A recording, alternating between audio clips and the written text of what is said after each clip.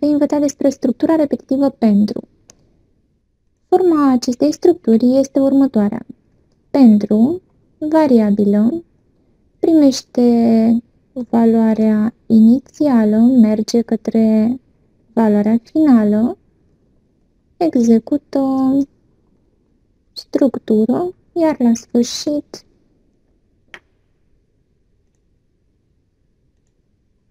se încheie structura pentru. Modul de executare este următorul. Variabila ia valoarea inițială. Dacă variabila este mai mică sau egală cu valoarea finală, se execută structura din interior. Apoi se crește cu 1 valoarea variabilei. Altfel, executarea structurii este încheiată. Această structură este o structură condiționată anterior și se folosește când se cunoaște de câte ori trebuie executată secvența, deci în momentul în care este cunoscut numărul de pași.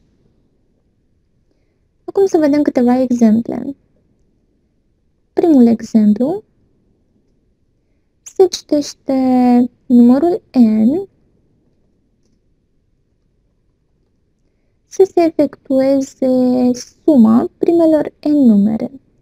Deci dacă avem n egal cu 3, să se facă suma s egal cu 1 plus 2 plus 3, ceea ce înseamnă 6. Fără a folosi formula directă, bineînțeles, care dă suma primelor n numere, cea de la matematică pentru suma lui Gauss.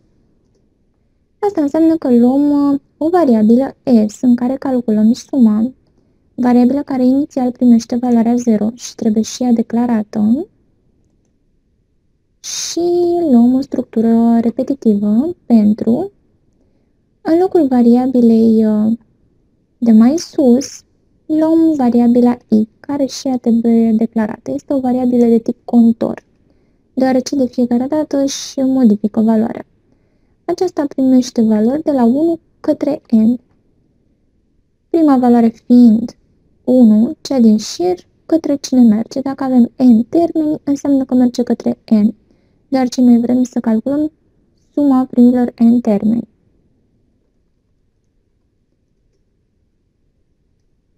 Iar în interior punem s primește valoarea s plus i. Se închide pentru și la sfârșit se scrie s.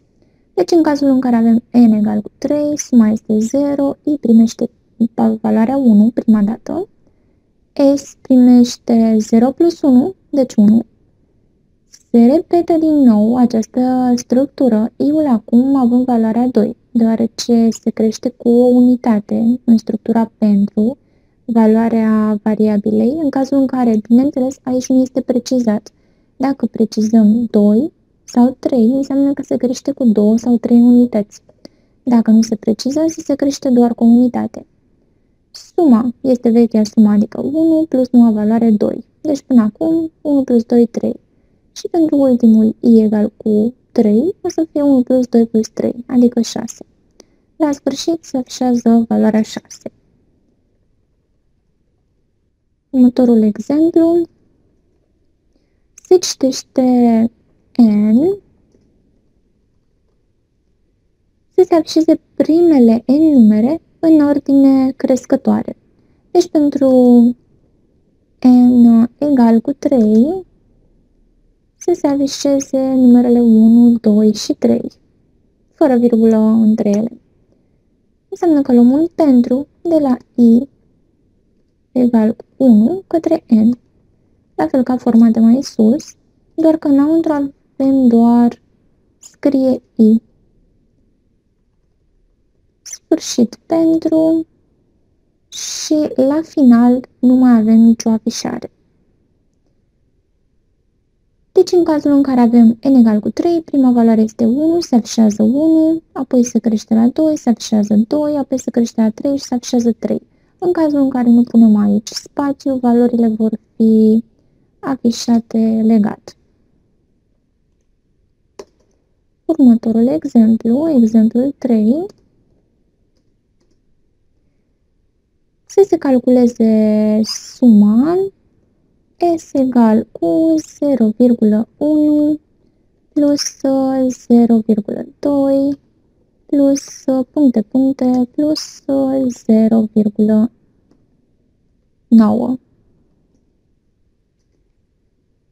Asta înseamnă că luăm o singură variabilă de tip contor, I, nu avem nicio citire de variabilă, suma o să fie de tip real, real S, o declarăm la început cu 0 și o să avem un pentru care merge de la I egal cu 1 până la 9, execută, suma o să primească valoarea vechi sume plus I împărțit la 10.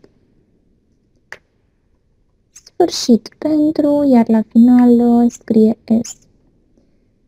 Deci, suma fiind aceasta, I-ul este 1, o să avem vechea sumă 0 plus 1 împărțit la 10. Ținând cont că S este de tip real, în S o să se calculeze 1 împărțit la 10, exact ca la matematică 0,1, apoi 0,2, 0,3 și așa mai departe. Deci, în final, o să fie afișată această sumă, rezultatul ei.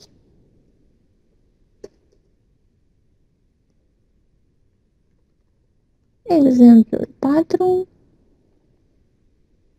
Se citește numărul N, să se afișeze produsul numerelor pare până la N. Dacă avem N egal cu 10,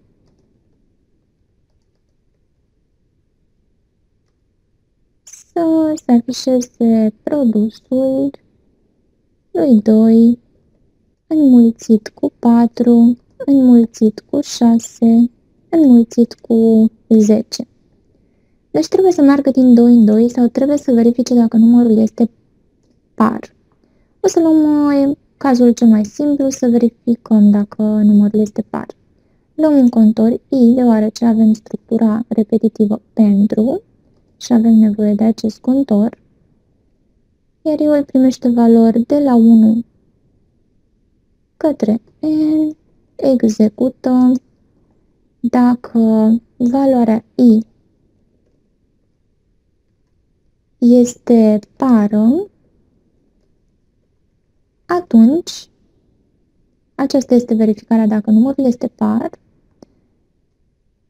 atunci produsul o să primească valoarea vechiului produs care trebuie inițializat cu 1,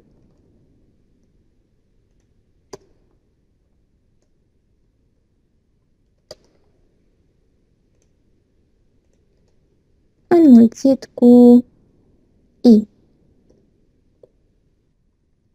Închidem dacă, închidem și pentru și la sfârșit afișăm P-ul.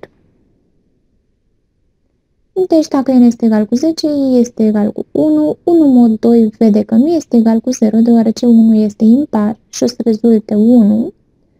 Deci nu se intră pe această instrucțiune, se trece la următorul I. Crescând din 1 în 1, trece la 2. 2 vede că este par și îl punem produs, deci o să fie 2. Apoi trecem la 3, este impar, trecem la 4, este par și o să facă vechiul produs, adică 2, 2 înmulțit cu 4. Și așa mai departe până la acel număr, dacă N este 20, merge până la 20.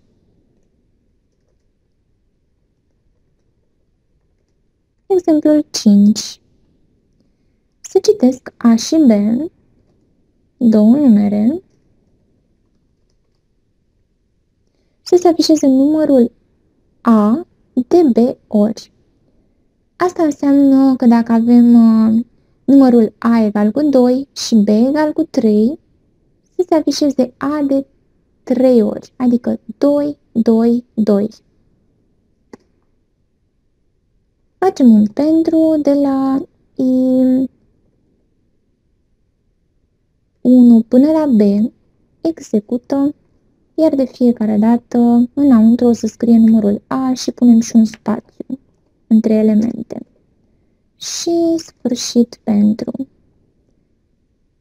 Aici declarăm I.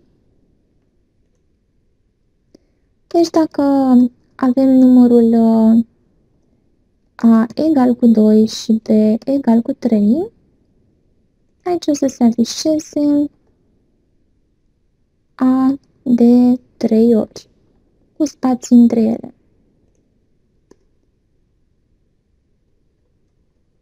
Exemplul 6. Se citește un număr N.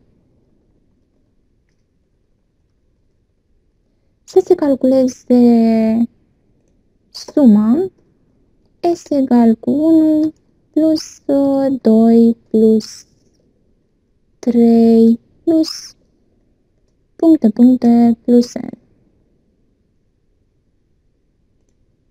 Asta înseamnă că luăm un contor I și o sumă care inițial primește valoarea 0. Pentru I de la 1 către N, executăm acea sumă, o să primească valoarea veche sume plus I. Închidem pentru și afișăm S.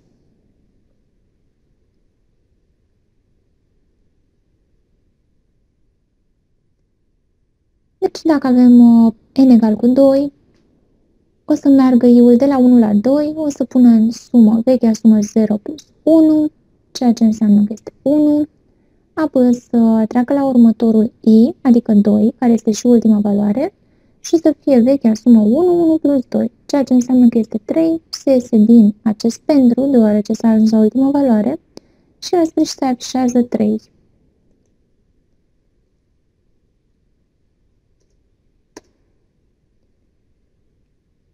Următorul exemplul 7, se citește N, să se calculeze suma S egal cu N plus N minus 1 plus puncte plus 1. Adică dacă avem N egal cu 3, să se calculeze suma 3 plus 2 plus 1.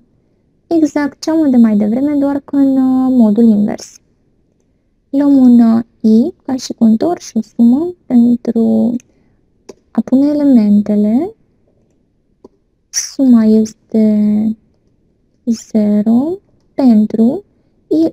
Acum o să plece cu valoarea N, cu ultima valoare, și merge către 1, iar în acest caz, când avem ordinea descrescătoare, când mergem de la ceva mai mare către ceva mai mic, trebuie să avem neapărat minus 1 ca și pas, în cazul în care este diferență de o unitate între ele. Dacă avem în schimb numerele 6, 4, 2, când este diferență constantă de 2 unități, punem minus 2. Pentru asta, execută S, primește valoarea S plus I. Sfârșit pentru și scrie S.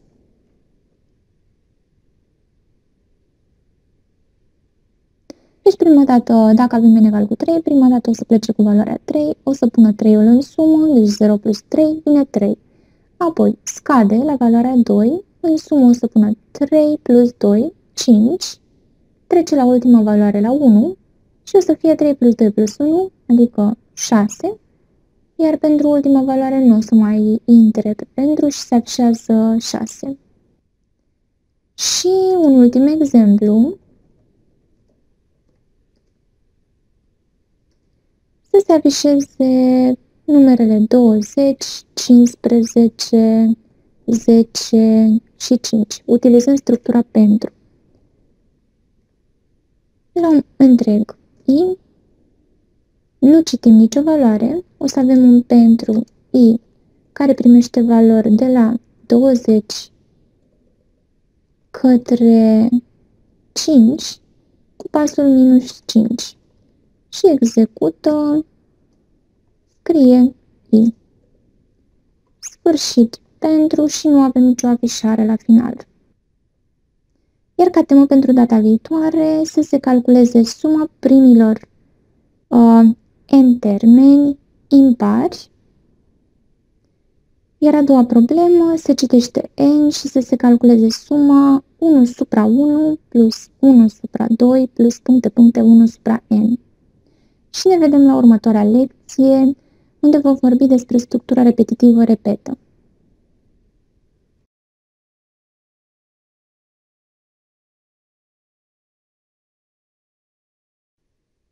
Bună! În această lecție vei învăța despre structura repetitivă repetă. Forma generală este repetă, structură, până când, condiție. Modul de execuție este următorul. Se execută structura. Dacă expresia nu este îndeplinită, se execută din nou structura. Altfel, executarea este încheiată. O astfel de structură se execută doar în pseudocod. Este o structură condiționată posterior, deoarece condiția este la final și nu la început. Și acum să vedem câteva exemple. Să se calculeze suma primelor n numere naturale. Dacă n este egal cu 3, să se calculeze 1 plus 2 plus 3, adică în final o să se afișeze valoarea 6. Declarăm variabilele pe care o să le folosim, numărul de numere, suma și contorul pe care o să le avem. Citim numărul de numere. Suma trebuie inițializată cu 0, valoarea contorului cu 1 și acum structura. Repetă. Aici o să punem vechea sumă plus i-ul curent, care este 1. I trebuie să crească cu o unitate.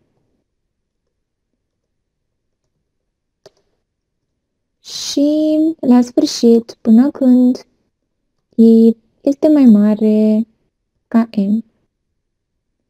În cazul de față, dacă n este egal cu 3, suma este 0, i este 1, în sumă o să se pună valoarea 1, i-ul o să fie 2, se verifică 2 este mai mare ca 3, nu, se mai execută, s o să fie vechiul s 1 plus 2, noul i o să fie 3, 3 nu este mai mare ca 3, se mai execută încă o dată și o să se pună și noua valoare 3. Deci 1 plus 2 plus 3 o să fie suma finală, iar i o să fie 4. O să se intre pe această condiție, 4 este mai mare ca n, adică ca 3, este adevărată și se iese. În momentul în care se iese din structură,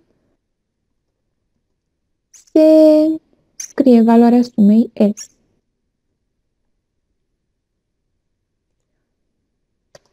Acesta este primul exemplu. Să vedem următorul exemplu. Se citește n, deci să declarăm o variabilă n, să se calculeze suma primelor numere pare până la n. Dacă n este 3, o să se pună în sumă doar valoarea 2. Luăm o sumă care inițial, ca la problema de mai sus, primește valoarea 0. Aici trebuie declarată. Declarăm și contorul care o să fie inițializat cu 1.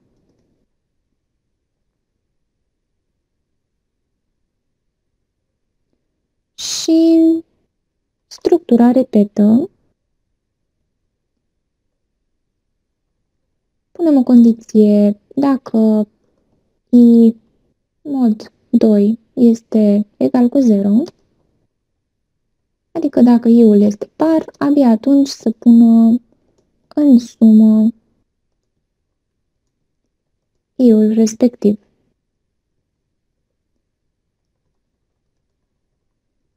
În caz contrar, doar se crește valoarea lui i.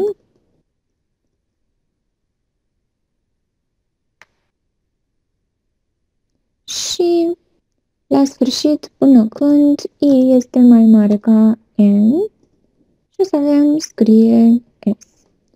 Deci dacă N este egal cu 3, I este egal cu 1, 1 mod 2 nu este egal cu 0, deci nu intră pe dacă, I-ul se crește la 2, 2 nu este mai mare ca 3, se execută încă o dată, pentru 2 o să intre pe sumă, o să se pună în sumă 0 plus 2, adică valoarea 2, I-ul se crește la 3, 3 nu este mai mare ca 3, deci se mai execută încă o dată, nu este par, astfel încât trece la valoarea 4. 4 este mai mare ca 3, da, și atunci se oprește, repetă. O altă variantă, ca să nu folosim dacă, ar fi fost aici să punem valoarea 2. Și I-ul creștea din 2 în 2, adică prima valoare este 2, apoi o să fie 4, apoi 6 și doar valorile pare.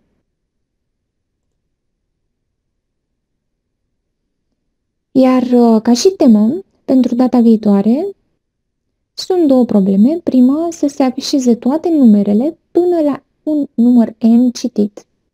Iar a doua problemă, se citește numărul N, să se calculeze produsul numerelor impare până la N.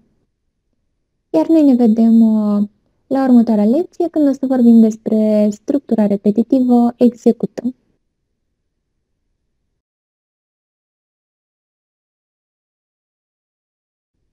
Bună! În această lecție vei învăța despre structura repetitivă execută. Forma generală a acestei structuri este execută, structură, cât timp, condiție.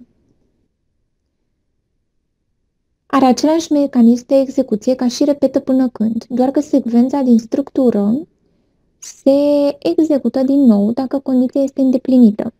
Este o structură repetitivă condiționată posterior, la fel ca și repetă până când, și o astfel de structură se utilizează și în limbajul C++. Acum să vedem câteva exemple. Primul exemplu se citește numărul N să se afișeze numerele cu ultima cifră nenulă până la N. De exemplu, dacă avem N egal cu 20, numerele cu ultima cifră nenulă până la 20 sunt 1, 2, 3, 4, 5, 6, 7, 8, 9, sărim peste 10, deoarece 10 are ultima cifră egală cu 0, deci nu este bună.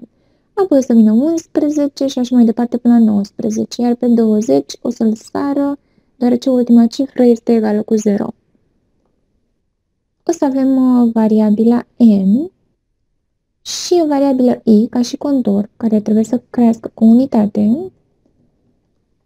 Citim valoarea variabilei n, inițializăm contorul cu 1 și executăm.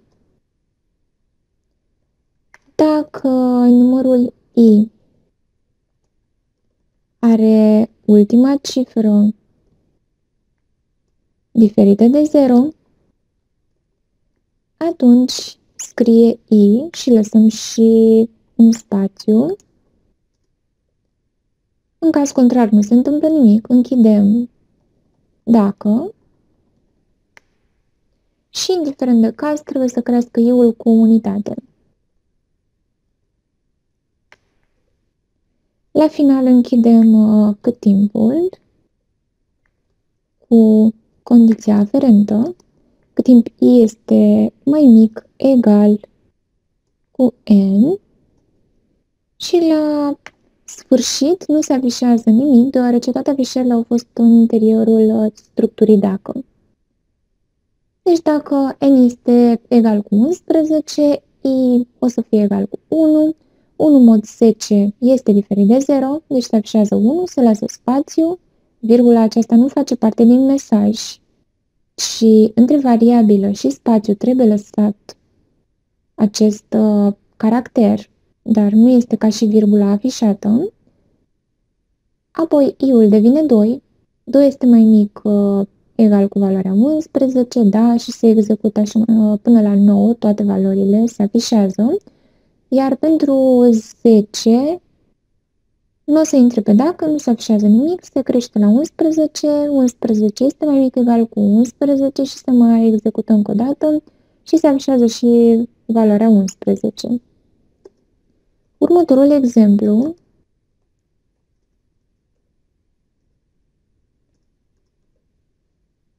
se citește n să se afișeze numerele divizibile la 5 până la n.